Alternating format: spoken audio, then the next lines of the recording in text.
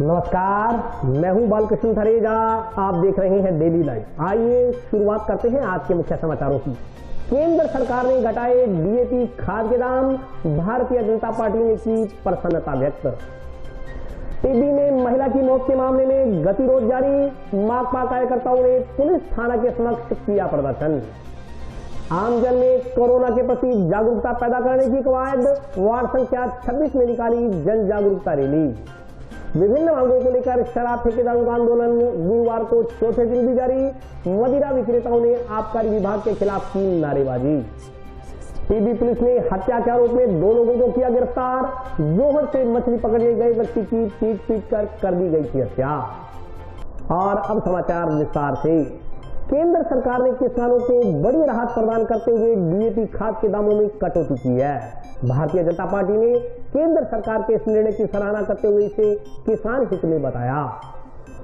केंद्र सरकार द्वारा डीएपी खाद का आधा रेट किए जाने पर भारतीय जनता पार्टी ने प्रसन्नता व्यक्त की है। भारतीय जनता पार्टी के जिलाध्यक्ष बलबीर बिश्नोई द्वारा जारी वक्तव्य में कहा गया है कि मोदी सरकार ने अभिनव फैसला करते हुए देश के करोड़ों किसानों को नई सौगात देकर नया संबल प्रदान किया है। अब डीएपी खाद का थैला किसानों को 2400 रूपए की बजाय 1200 रूपए में उपलब्ध होगा। उन्होंने कहा कि मोदी सरकार ने खाद पर फास्फोरिक एसिड और अमोनिया के अंतर्राष्ट्रीय दामों के बढ़ने के बावजूद 140% की सब्सिडी देकर यह तय किया कि किसानों को अब डीएपी का थैला 1200 रूपए में दिया जाए। इस पर मोदी सरकार 14,775 करोड़ रुपए खर्च कर रही है। 80,000 करोड़ रुपए भारत सरकार किसानों को खाद की सब्सिडी के तौर पर खर्च करती है। किसानों के हित में यह दूसरा बड़ा ऐतिहासिक फैसला है। बलबीर बिश्नोई ने कहा कि इससे पहले प्रधानमंत्री मोदी द्वारा 20,667 करोड़ रुपए की राशि किसानों के हक में पीएम किसान सम्मान निधि के तहत किसानों के खातों में सीधी भेजी गई। कोरोना के संक्रमण काल में किसानों को दी जा रही इस तरीके की सहूलियत से भारत की खेती और ज्यादा समृद्ध होगी। उन्होंने कहा कि इससे देश की अर्थव्यवस्था को नई ताकत मिलेगी। हमारी केंद्र की सरकार ने और आदरणीय प्रधानमंत्री जी ने जो कल किसानों के हित में एक अभूतपूर्व फैसला लिया है, डीएपी खाद पर 14,775 करोड़ रुपए किसानों को सब्सिडी देकर किसानों को एक बहुत बड़ी सौगात दी है। उसके लिए मैं हनुमानगढ़ जिले के किसानों की ओर से प्रधानमंत्री जी का अभिनंदन करता हूं, धन्यवाद ज्ञापित करता हूं। क्योंकि डीएपी जो पहले किसान को प्रति बैग 1200 रूपये मिलता था, उसकी कीमत 1700 रूपये थी। 500 रूपये भारत सरकार सब्सिडी के रूप में देती थी। लेकिन अब अंतर्राष्ट्रीय बाजार में कच्चे माल के भाव बढ़ने से इसकी कीमत डीएपी की प्रति बैग 2400 रूपये हो गई। तो भारत सरकार ने वो 700 रूपये भी वहन करके किसान को पुराने मूल्य पर 1200 रूपये प्रति बैग डीएपी का कट्टा मिलेगा। इसके लिए मैं पुनः हनुमानगढ़ जिले के किसानों की ओर से प्रधानमंत्री जी का अभिनंदन और धन्यवाद ज्ञापित करता हूं। और इसी के साथ साथ हनुमानगढ़ जिले में प्रधानमंत्री फसल बीमा योजना के तहत 2020 खरीफ का जो 402 करोड़ रुपए 1,70,000 किसानों के खाते में आया है, उसके लिए भी मैं प्रधानमंत्री जी का बहुत बहुत आभार प्रकट करता हूं। जिले के टीबी कस्बे में महिला की मौत के मामले में दूसरे दिन भी गतिरोध जारी रहा। इस दौरान माकपा कार्यकर्ताओं ने दोषी पुलिसकर्मियों को सेवा से बर्खास्त करने की मांग की।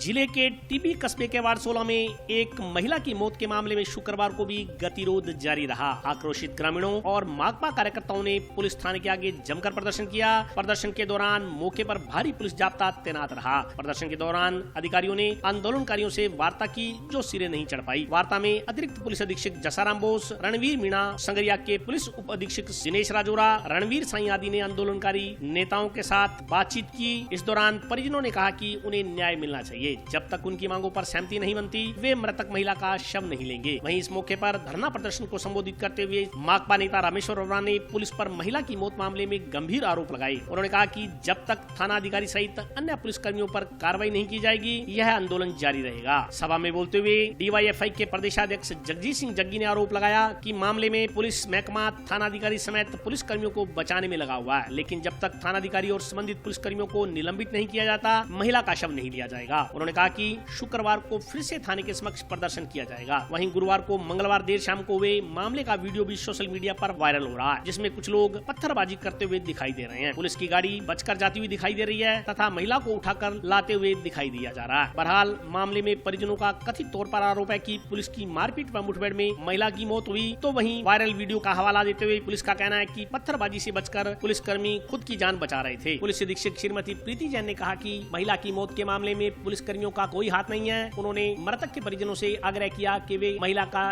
शव लेकर उसका संस्कार करवाएं। ना होगी इतनी देर हम यहीं धरना स्थल पर बैठे रहेंगे और हमारी माता की डेड बॉडी हम नहीं लेंगे। यही मेरी निवेदन है। प्रशासन द्वारा हमारी मांगों को पूरा किया जाए। वो कह रहे हैं कि 10 दिनों के लिए लाइन पे भेज देते हैं। हमें ये बात मंजूर नहीं है, सस्पेंड करवाना है। यहाँ धूप में बैठे हैं और हम आपकी इजाजत से बातचीत करने के लिए गए थे, जिसके थाने में लगातार बदमाश लोगों को जान से मारे, सट्टा, चोरी, जुआ, शराब के बदमाशों को खुली छूट हो। हमारा यही कहना था कि भाई ये अगर काबिल है तो आप मुख्यमंत्री के यहाँ भेज दो, उनको ज्यादा जरूरत है।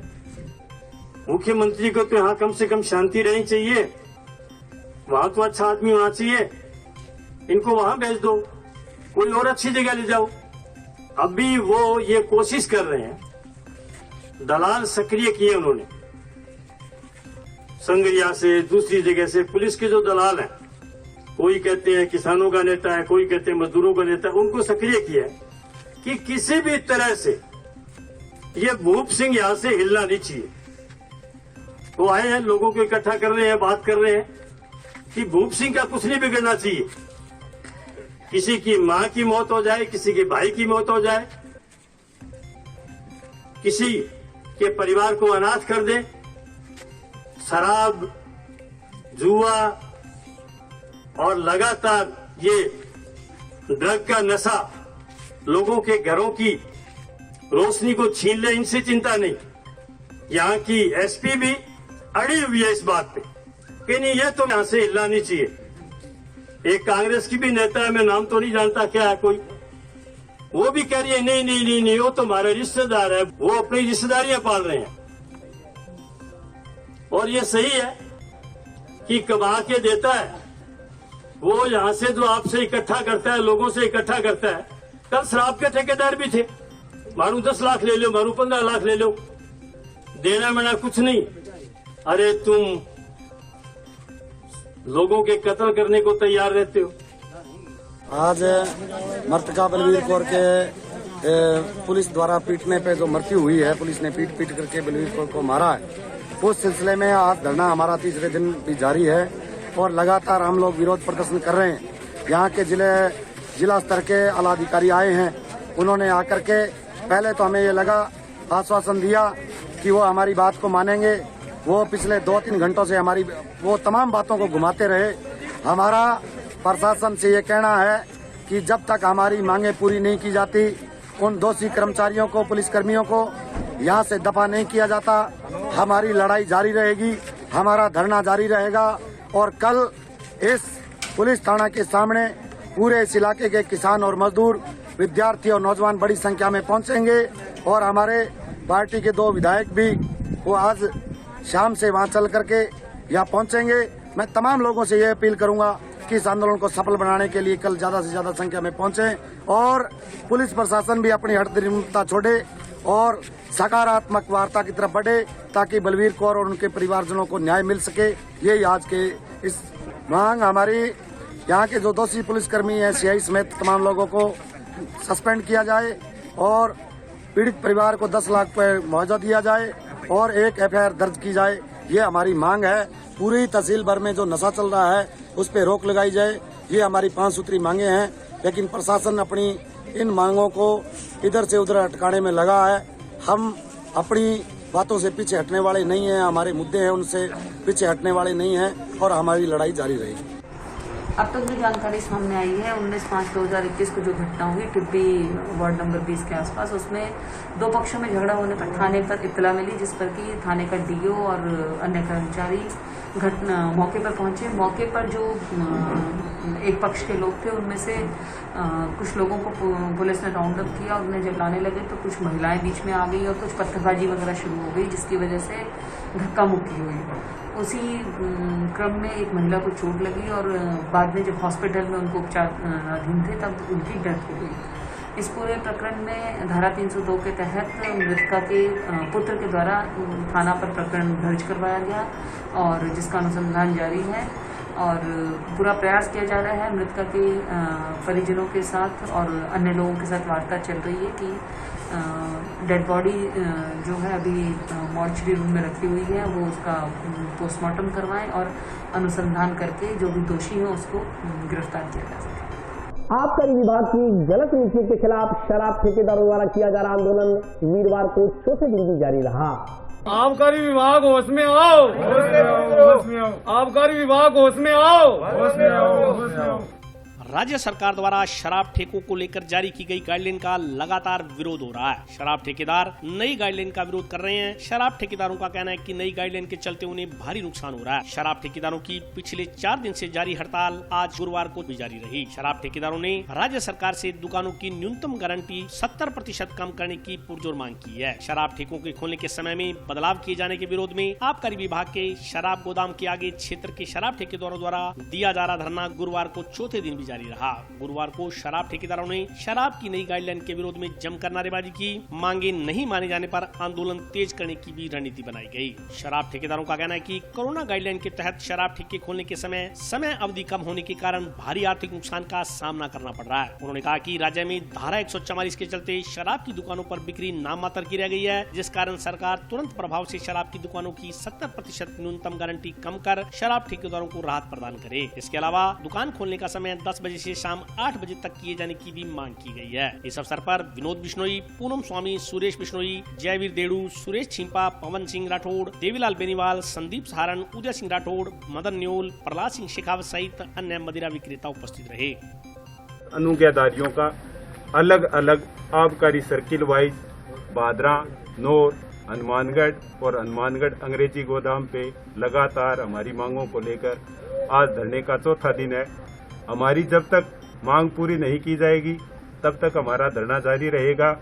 हमारी मुख्य मांग ये है कि जब हमें आवेदन प्रक्रिया सरकार ने चालू की और अनुज्ञा पत्र की शर्तें जो हमें बताई उसमें हमें समय दिया था सुबह 10 बजे से 8 बजे तक दुकान खोलने का, और ये जो कोरोना महामारी के चलते हुए 14 अप्रैल से जन सुरक्षा पखवाड़ा और उसके बाद जो 23 मई तक रेड अलर्ट जन अनुशासन पखवाड़ा जो लागू किया, इन दोनों पखवाड़ों में हमारी शनिवार और रविवार को दुकानें पूर्णतया बंद रखी गई और बाकी सोमवार से शुक्रवार तक सुबह 6 बजे से 11 बजे तक जो हमारा दुकानें खोलने का समय रखा, इसमें हमारी बिक्री बिल्कुल घटकर जो बिक्री आनी चाहिए उसकी 20% बिक्री ही अधिकतम हो रही है।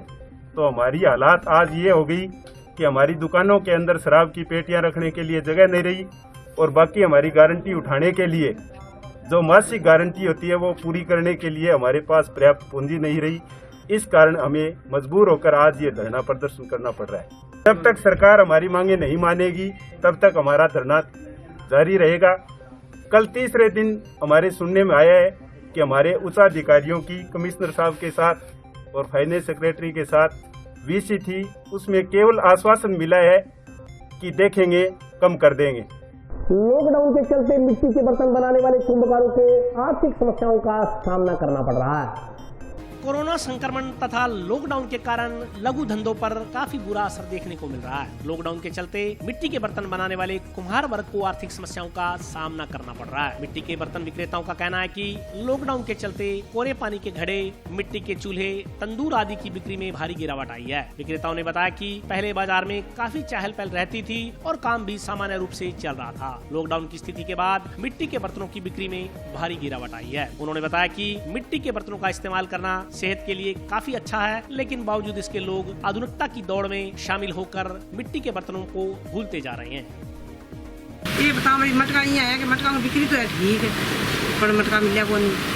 पहला फ्रिज को पानी पीता वो अब खराब करे लॉकडाउन में, फिर मटका का पानी पीना चाहिए, तो पानी खराब करे पिए तो खराब करे। मान तो मटका मिले ही को नहीं, पर मटका माँ का मटका पानी पीना चाहिए। माटी का पानी शुभ है, मान तो कई साल हो गया, 40 साल हो गया।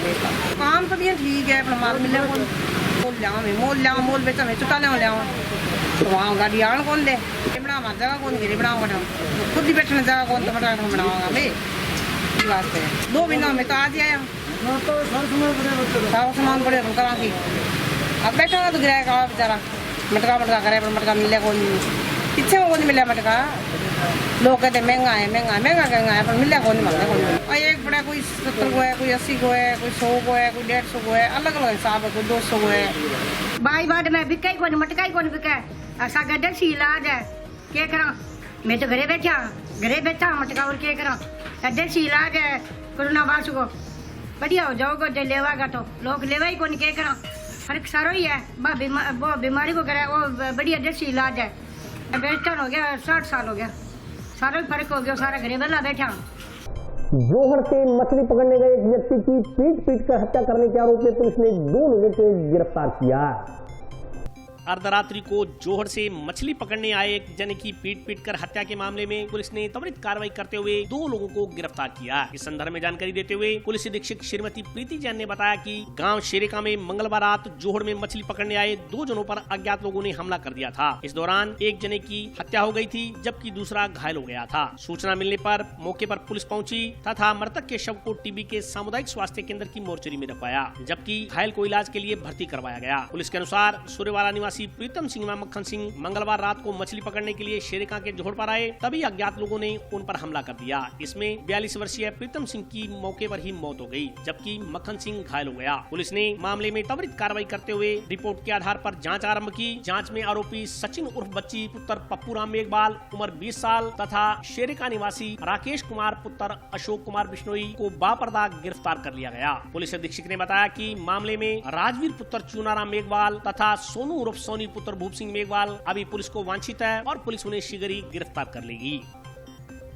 हमारे गांव के कुछ 6 लड़के थे जो रात को शरीका गांव में वाटर बक्स डिगी थी, उसमें मछली निकालने के लिए गए थे और रात को लगभग 1:30 बजे 2 बजे वहां से ग्रामीण 5-7 ने इकट्ठे होकर आए और दोनों को पकड़ लिया।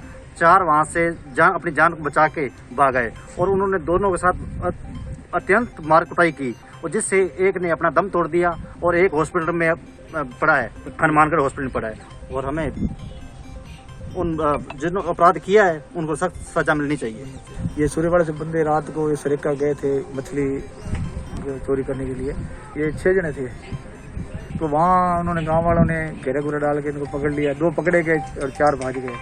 उसको उनको कूट के इसको मार दिया गया। एक आदमी को, एक घायल है, प्रीतम सिंह नाम है, आत्मा सिंह का नाम, मक्खन सिंह नाम है। 19 मई 2021 को सरेका गांव में घटना हुई, जिसके तहत मक्खन सिंह पुत्र चिमन सिंह एक मजरूब जो व्यक्ति हमें मिला, उसके बयान के आधार पर पुलिस ने मुकदमा दर्ज किया। उसके द्वारा बताया गया कि उसके साथ वाटर वर्क्स की डिग्गी और जोड़ के पास कुछ लोगों ने मारपीट की। इसी घटना में प्रीतम सिंह व्यक्ति जिनके साथ भी मारपीट की गई उनकी डेथ हो चुकी थी।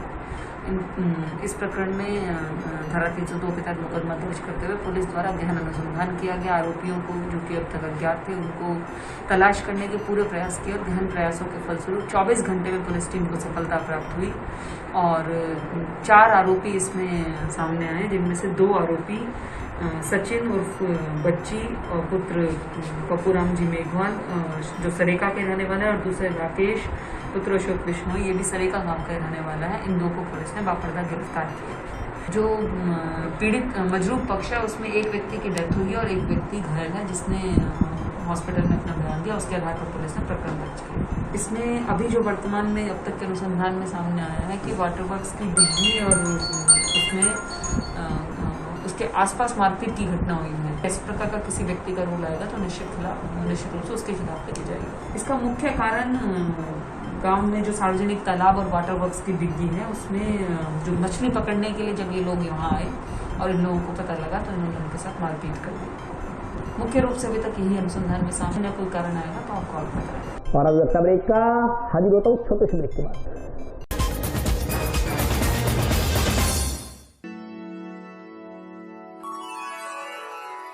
यूं तो कई बार मुझे हंसते देखा है, पर ये हंसी कुछ और है। ये गहना मुझ पर जचता है, पर ये महज एक गहना नहीं, ये रूपरेखा है मेरे मन की, हंसती खिलखिलाती लहरों की, जो आतुर थी अब तक मुझ पर सजने को। इसलिए ये गहना ही मेरा सच्चा श्रृंगार है, श्रृंगार है, श्रृंगार है।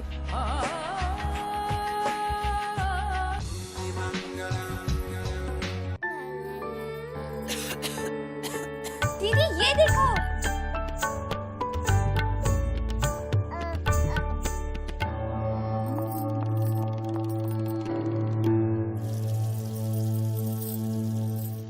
नोवेल कोरोना वायरस बीमारी को फैलने से रोका जा सकता है। खांसी और छींक के बाद और बच्चे को छूने से पहले अपने हाथों को साबुन से धोकर इसे फैलने से रोक सकते हैं। वो डॉक्टर साहब हैं? भाई साहब खांसी और बुखार था, सोचा चेक करवा लूं।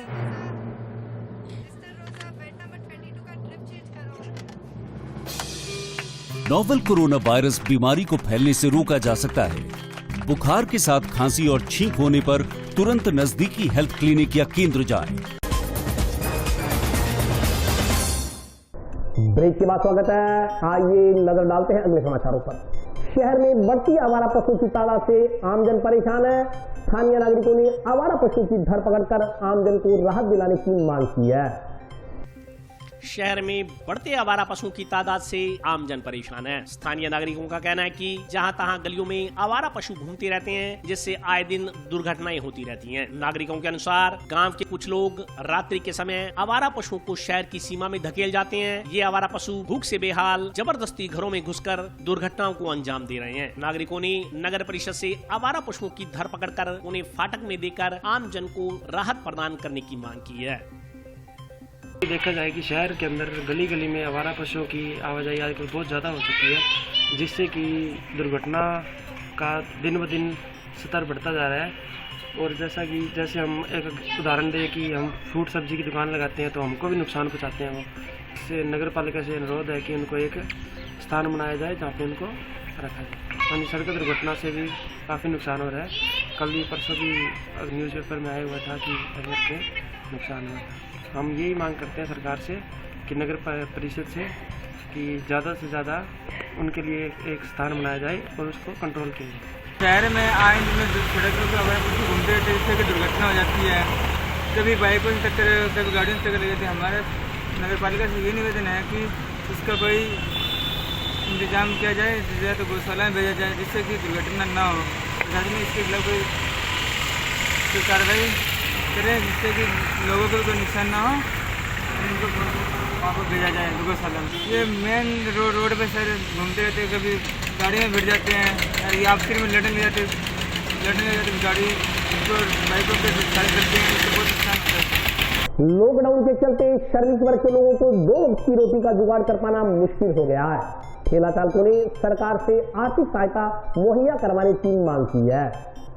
कोरोना जैसी घातक बीमारी के चलते तमाम गतिविधियां ठप होकर रह गई हैं। आर्थिक रूप से सक्षम लोग तो जैसे तैसे परिवार का गुजर बसर कर रहे हैं, मगर ताजी कमाकर खाने वाले श्रमिक वर्ग के लोगों के लिए मुसीबतों का पहाड़ टूट पड़ा है। सबसे ज्यादा मुश्किलें रेडी पर कचौरी समोसा लगाकर अपने परिवार का गुजर बसर करने वालों के लिए पैदा हो गई हैं। दही चाट की रेहड़ी लगाने वाले ऐसे ही एक ठेला चालक ने बताया कि पिछले 1 महीने से लॉकडाउन चल रहा है, इसके चलते उन्हें बाजार में रेहड़ी लगाने की अनुमति नहीं है। रेहड़ी नहीं लगने की वजह से उनकी इनकम बंद हो गई है और अब घर का खर्चा चलाना भी मुश्किल हो गया है। ठेला चालकों ने राज्य सरकार से आर्थिक सहायता प्रदान किए जाने की मांग की है।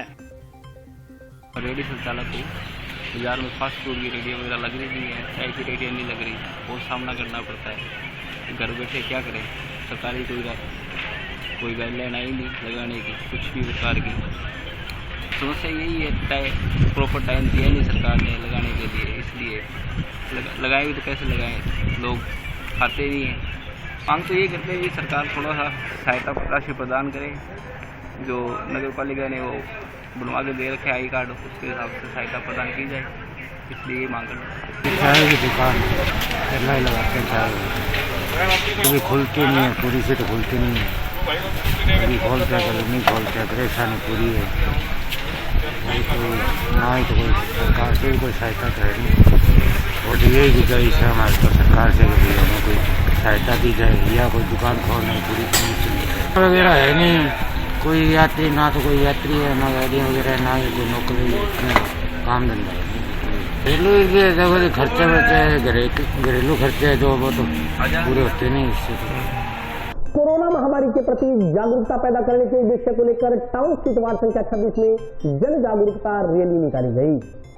कोरोना जैसी वैश्विक महामारी के प्रति आम जन के प्रति जन जागरूकता पैदा करने के उद्देश्य को लेकर विभिन्न वार्डों में लगातार रैली निकालने का क्रम जारी है। इसी क्रम में आज टाउन स्थित वार्ड संख्या 26 में जन जागरूकता रैली निकाली गई। रैली को वार्ड पार्षद मनोज सैनी ने झंडी दिखाकर रवाना किया। इस मौके पर बोलते हुए वार्ड पार्षद मनोज सैनी ने कहा कि कोरोना बेहद घातक बीमारी है, लेकिन हम लोग उसे हल्के में ले रहे हैं। उन्होंने कहा कि प्रत्येक व्यक्ति का यह दायित्व बनता है कि वह राज्य सरकार द्वारा लागू की गई गाइडलाइन की पालना करे, दिन में कई बार हाथों को धोए, मुंह पर मास्क लगा के रखे तथा हाथों को सैनिटाइज करे। इसके अलावा सामाजिक दूरी बनाए रखना बेहद आवश्यक है। रैली के दौरान नगर परिषद कर्मचारियों द्वारा विभिन्न स्थानों पर पोस्टर चस्पा किए गए। इसके अलावा हाथों में नो मास्क नो मूवमेंट के बैनर लिए हुए गलियों में रैली निकाली गई। इस मौके पर मनोज सैनी के अलावा भारत भूषण शर्मा, प्रेमलता पुरी सहित अन्य नगर परिषद के कर्मचारी मौजूद रहे।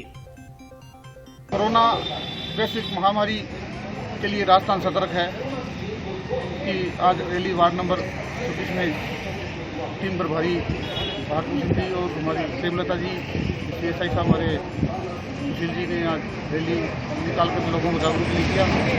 सबसे पहले हमारे पूर्व मुख्यमंत्री राज्यपाल जगन्नाथ भाटिया जी का निधन होने के कारण 2 मिनट का मौन रखा गया, लेकिन वैश्विक महामारी से लोगों को अपनी जागरूक करने की आवश्यकता है, तो देखते हुए आज लोगों को समझाइश की गई है, लोगों को बताया गया कि ये वैश्विक महामारी है, इसे आप जितना बच सको बचोगे, और इसका बचाव ही उपचार है कि आप घर में रहो, सुरक्षित रहो, सभी आप भी सुरक्षित और आपका परिवार भी सुरक्षित। रात के लिए बस इतना ही, कल फिर हाजिर होता हूँ नए समाचारों के साथ, तब तक के लिए नमस्कार।